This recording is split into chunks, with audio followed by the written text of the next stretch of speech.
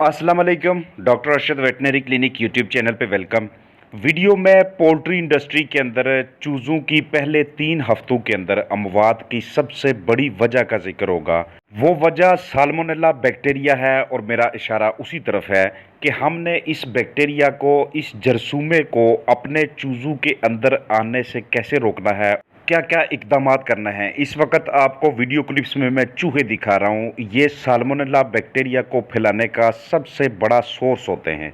और भी ज़राए हैं, लेकिन फार्म लेवल के ऊपर, हैचरी लेवल के ऊपर जहाँ पे अंडे रखे होते हैं, वहाँ पे ये एक बहुत बड़ा ज़रिया होता है। ये फीड के अंदर और उसके अलावा हाथ के ऊपर रख के मैं आपको चूहों की बिठे दिखा रहा हूँ। जहाँ पे चूहे ने बिठे करना शुरू कर दी, जिधर आपके चिकन्स रहते हैं, या जहाँ पे आपने फीड स्टॉल की हुई है, या जहाँ पे आपने कोई भी पोल्ट्री के वाले से कोई सामान रखा हुआ है, अगर उस जगह तक चूहों की रसाई है और वो वहाँ पे बिठे करते हैं, तो समझ लीजिएगा कि आपके चिकन्स के अंदर टाइफाइड जैसे मसाइल आना शुरू हो जाएंगे, प्लूरम जैसे मसाइल आना शुरू हो जाएंगे। उनके अंदर सफ़ेद पतली बिठें, और फिर उसके बाद बीमारी, और फिर उसके बाद जिस्म में पानी की कमी होना, हरारत के करीब इकट्ठा होने की कोशिश करना, उनकी टांगों में ऐसे महसूस हो कि जैसे जान सी ना रह गई हो, फीड और पानी सही तरह से नहीं होता। ये साल्मोनेला की बीमारी है। उसके आगे स्ट्रेन्स होती हैं की वजह से चूज़ों में पहले 3 हफ्तों के अंदर बुखार के मसाइल, typhoid, salmonellosis, foul typhoid, paratyphoid, इस तरह की अक़साम आना शुरू हो जाती हैं। और पहले 3 हफ्तों के अंदर हमें ज़्यादा से ज़्यादा अमवात नज़र आती हैं। इसके ज़राए क्या होते हैं, इसके सोर्सेज क्या होते हैं, कि जिसका नतीजा ये होता है कि चिकन्स की कोशिश होती है कि वो आपस में एक दूसरे के साथ हडलिंग करें, वो आपस में एक दूसरे के साथ इकट्ठा होने की कोशिश करते हैं। आप जितना मर्जी अच्छा दर्जा हरारत बरकरार रख लें, जितना मर्जी बेहतरीन किस्म का हवा का फ़्लो बना लें, नमी का पैमाना बरकरार रख लें, स्ट्रेस लेवल किसी भी किस्म का ना हो, आपके चिकन्स में ऐसे इकट्ठा होना और इस तरह से कलाबाजियाँ लगाना, सर को नीचे की जानब झुका लेना और बिल्कुल अपनी टांगों के ऊपर खड़ा ना हो पाना, उनके अंदर इतनी जान नहीं होती, क्योंकि उस बेसिलरी वाइट डायरिया ने, उन सफ़ेद पतली बिट्ठू ने आपके चिकन्स के अंदर से उस हल्की फुल्की जो उनकी एनर्जी होती है उसको भी ख़त्म कर दिया होता है। और चिकन से बिल्कुल मार्बिडिटी रेट उनका हाई हो जाता है, उनके अंदर बीमारी बहुत ज़्यादा होने लग जाती है, और फिर उसके बाद उनमें अमवात होने लग जाती हैं।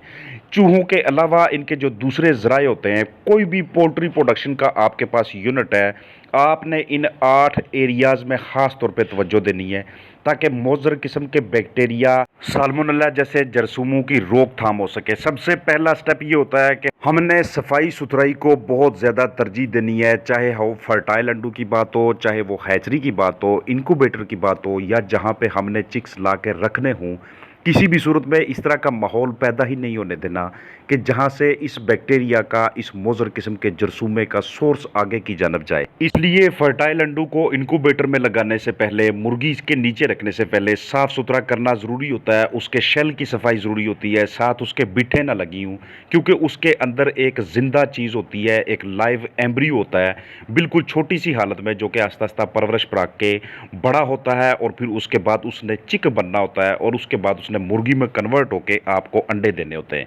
इसलिए उस शेल को, उस माहौल को, उस इनक्यूबेटर को साफ रखना ज़रूरी होता है। जहाँ पे आप चिक्स लेके आते हैं, उस जगह को अगर पहले उस जगह का आप टेम्परेचर बहुत ज़्यादा बढ़ा दें, चाहे आप उसके लिए कोई भी सोर्स इस्तेमाल करें, कोई सिलेंडर इस्तेमाल करें, फ्लेम ट्रीटमेंट करें, आग जलाएं, कुछ भी करें, तो वहाँ पे पहले से मौजूद जरसूमों को आप ख़त्म कर लेते हैं। फ्लेम ट्रीटमेंट के वाले से मैंने अलग से वीडियो बनाई हुई है, वो आप देख के मेरा नाम लिख के उसको सर्च कर सकते हैं।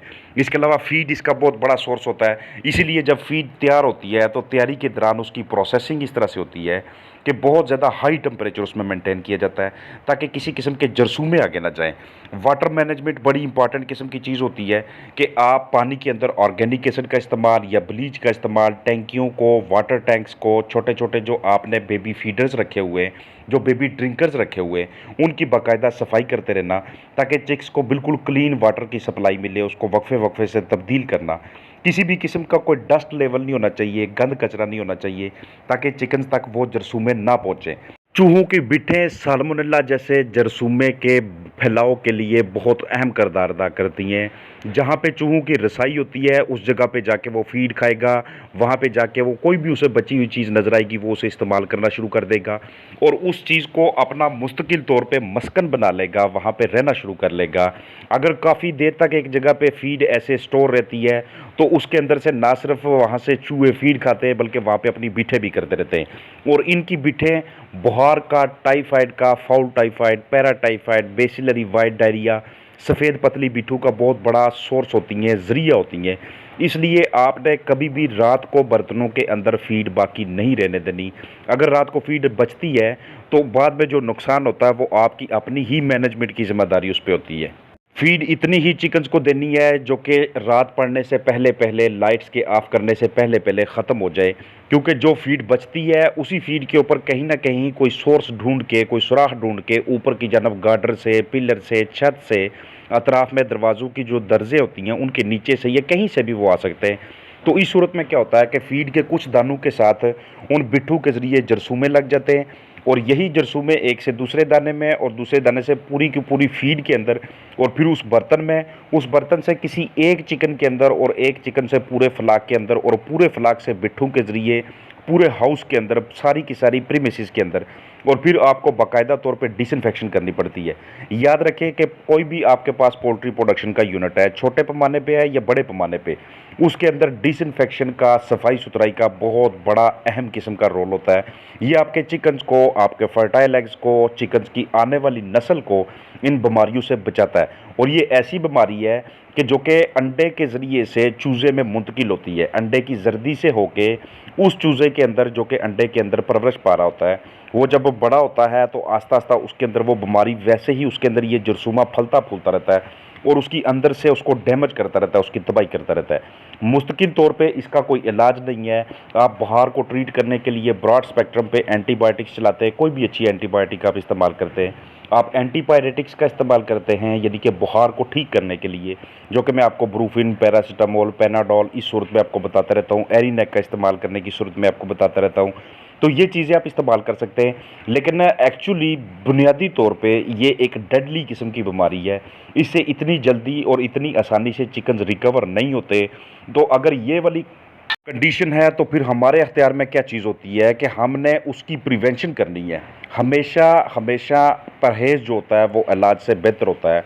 और ये इस तरह की जो ख़तरनाक बीमारियां होती हैं, कुछ बैक्टीरियल, कुछ वायरल, कुछ पैरासाइट्स की वजह से, कुछ प्रोटोजोआ की वजह से और कुछ हमारी मैनेजमेंट यानी कि देखभाल की वजह से, इन बीमारियों के लिए सबसे बेहतरीन हल प्रिवेंशन का है। और उसी प्रिवेंशन के लिए doctor Arshad veterinary clinic YouTube channel पे वीडियोस अपलोड हो रही होती हैं, तफसील से अपलोड हो रही होती हैं। मुझे इस चीज़ का इल्म है कि मेरी वीडियोस थोड़ी लंबी हो जाती हैं। मुझे खुद बाज़ का तो उस चीज़ का अंदाज़ा नहीं हो पाता कि मैं कितनी लंबी वीडियो अपलोड कर चुका हूँ, लेकिन जितनी छोटी वीडियो अपलोड करता हूँ ऐसा महसूस होता है कि अभी मैंने 25% जो ना वो बातें की हैं, 75% पीछे रह गई हैं, बहुत सारी बातें पीछे रह जाती हैं। तो इसलिए कोशिश ये होती है कि डिटेल से, तफसील से, कम्प्रीहेंसिव किस्म का, जामे किस्म का नॉलेज आपको मैं डिलीवर करूँ और आपको इस हवाले से मैं शऊर मुहैया करूँ। तो मुझे पूरी उम्मीद है कि अगर आप इस वीडियो को देखने के बाद मुकम्मल तौर पे समझ लेते हैं तो आप साल्मोनेला जैसी बीमारी से अपने चिकन्स को बचाएंगे। अस्सलाम वालेकुम।